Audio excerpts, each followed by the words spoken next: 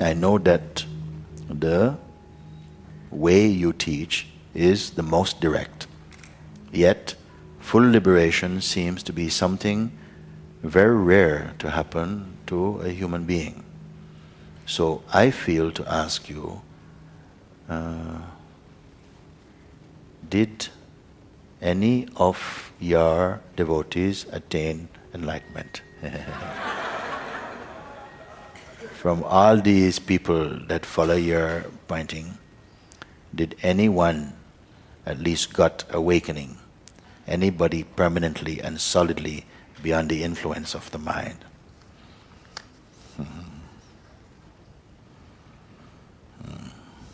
There are a few, yes. It was your question?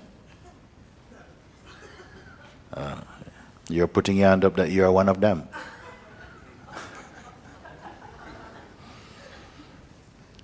Some few. And sometimes I say to them, okay, you don't speak about this. You just keep quiet within yourself now.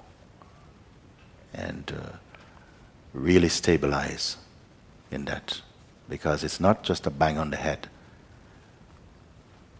But sometimes when this state of seeing happens, and many people have come to that state of the absence of ego, no mind.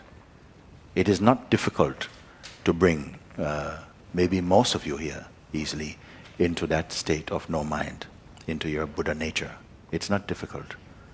But something doesn't stay because it is got so much commitments to the mind that it go out. Something is pulled out. You see? But for some beings, it is so clear. Once this state arises of pure clarity, and in some beings it has taken place, in a number of them, then the mind has a certain time frame to finish you off.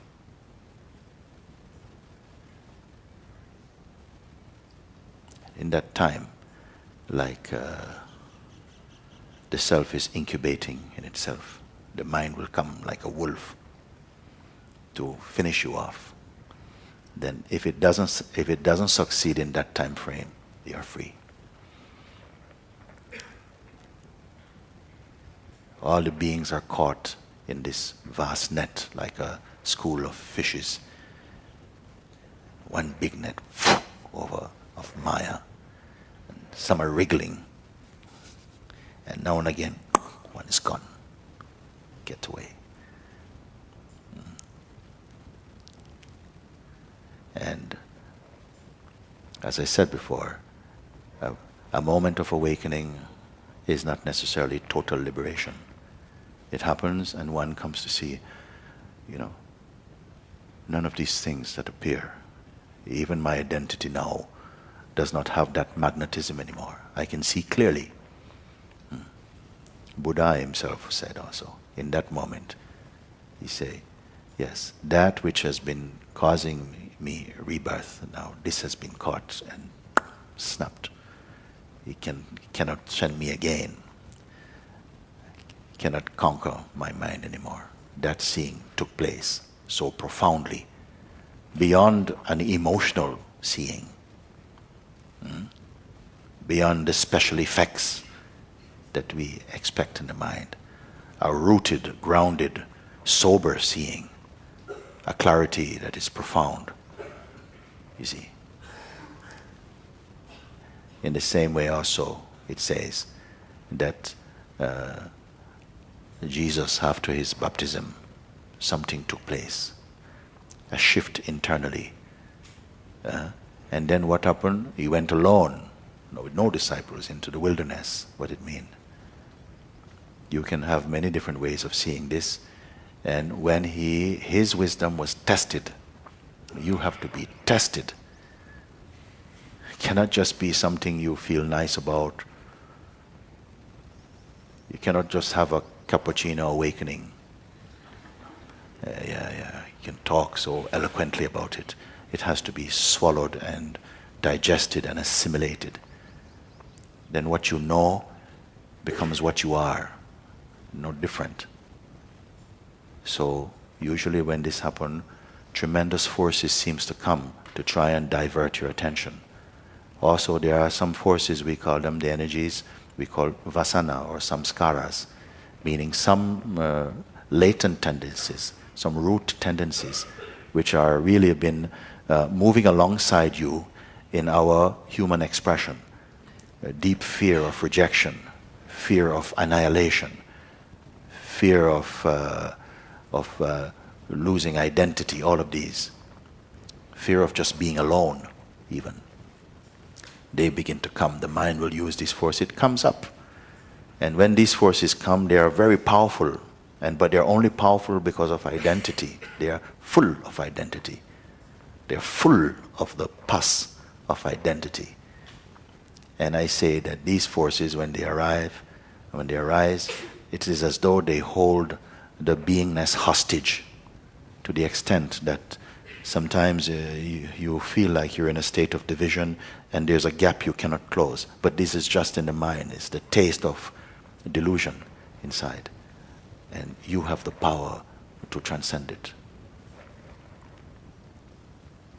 But not by panic, not by fear, not by identity. You have to be able to see that identity also, you go beyond this hold of identity. You stand your ground, and then this fever will pass. The fever of the mind will pass. Sometimes when you are being under attack like this, you say, but my God, I cannot defeat this. This is like some forever power, but it passes. Sometimes it comes again.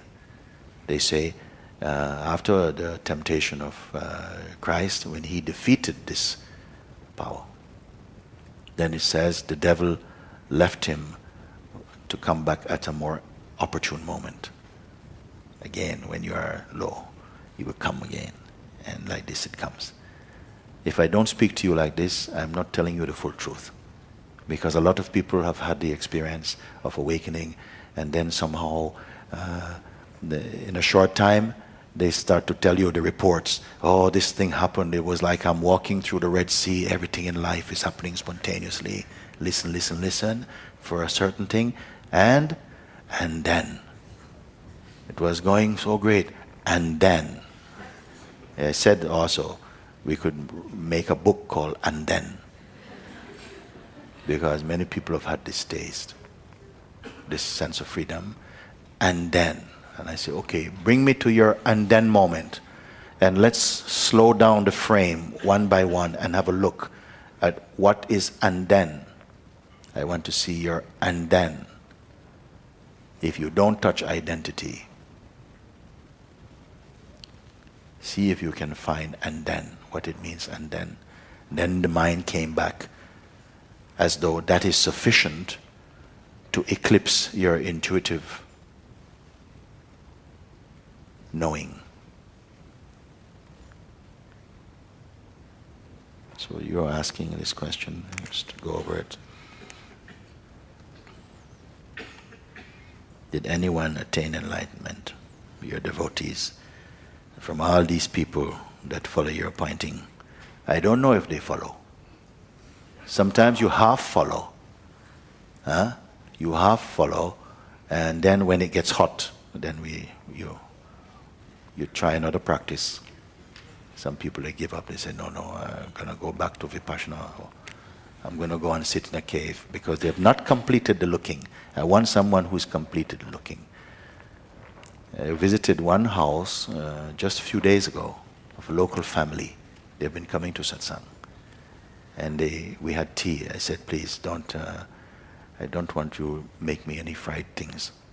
It's Pongal, you see. So just tea I'll have. Because doctors say don't, no, nothing like this. So I went, they had everything. I said, okay. But this thing, they could report. Every time after satsang, they came, they go home. And again, they have a second satsang with the other members of the family who don't speak English. They have to explain what I said and discuss how can we apply this and apply it? So when I ask, okay, give me some feedback, I've asked you to look. Once it's clear for you that everything that you see comes and goes, is it clear for you that you cannot be that? Because if you are something that come and go, when that something is gone, you would have been gone. But you're still here to witness the departure of it, so you cannot be this thing. They said, this we know, this thing. We've looked, it's like that. Everything is coming and going. Then what is witnessing the coming and going? Can that be witnessed? Ah, yes, we see when we do this, and they could report about it. Does anybody follow like that? This person asks, from all these people that follow your pointing, let me meet one who follow it.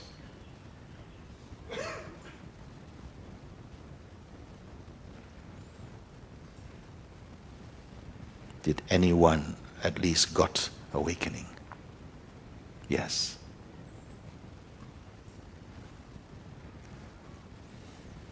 If it was not possible, I don't come sit in front of you. Waste of time. Some people report tremendous change has happened in my life. Tremendous change has happened. So much healing has taken place. So much of this. I say, it's good. It has to happen. That has to happen. But what I'm pointing to yet, are you clear on this yet? Of course, beautiful things happen. Miracles happen. People speak, miracles happen. They want to write me miracles. I read miracles. Okay. But have you seen what I'm speaking? Not miracles. Miracles happen. What is the greatest miracle? It's for you to realize, I am not what I have been thinking I have been for so long. Even yesterday, one told me this thing. She said, so much of my life is wasted in the wrong identity.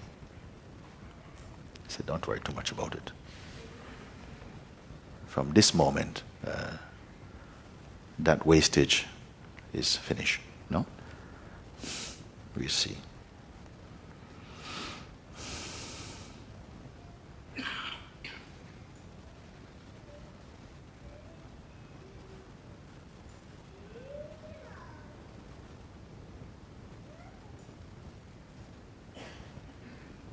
Some people, it must be confirmed. I myself saying yes. Yes. But they must also be their own authority in that confirmation. Because when it has taken place, even if they lost their tongue, that seeing will shine out of them, you will see.